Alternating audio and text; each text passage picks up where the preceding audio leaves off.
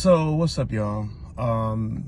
This won't come as any surprise, but there's a pastor by the name of Rod Parsley who made a video basically telling black people to get over slavery and not to hold slave holders accountable, that they were still great men in essence because they framed the Constitution and they built America and etc. I don't even want to belabor that point. If you want to see it, you can go on my Facebook page. The point really is this.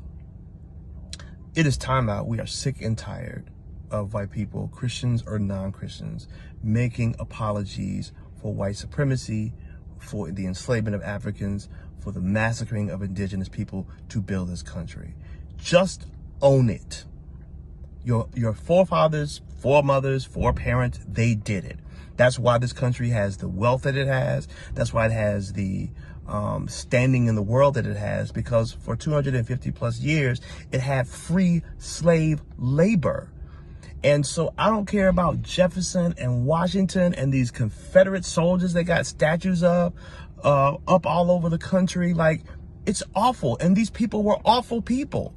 I don't care. Like, you can romanticize, you can sanitize all you want. They were awful people. Here is, and people like to say, well, you know, it was the time, is what was happening. Well, let's be clear. There were abolitionists during slavery. There were white people during slavery who said, this is wrong. You should not own people. So they don't get a pass because other white folks had slaves. It doesn't make it okay.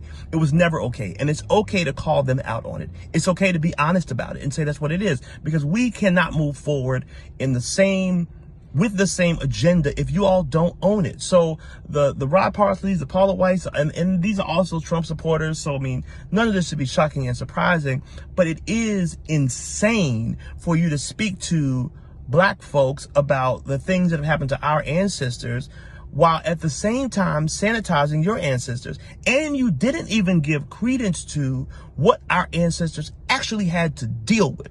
The trauma and the beatings and the being broken up from your family members and your loved ones and being owned and working and not having anything to show for it, and still having to deal with this stuff years later, still having to deal with police killing us unarmed, still having to deal with black women being 3 times more likely to die in childbirth, still having to deal with incarceration, still having to deal with unemployment, still having to deal with poor education, still having to deal with the criminalization of everything that we do. So this is not a time for us to be silent. It's not a time for us to move past it. It's not a time for us to kumbaya. It is a time for us to be very clear about who you are, about what this country is and how we got here.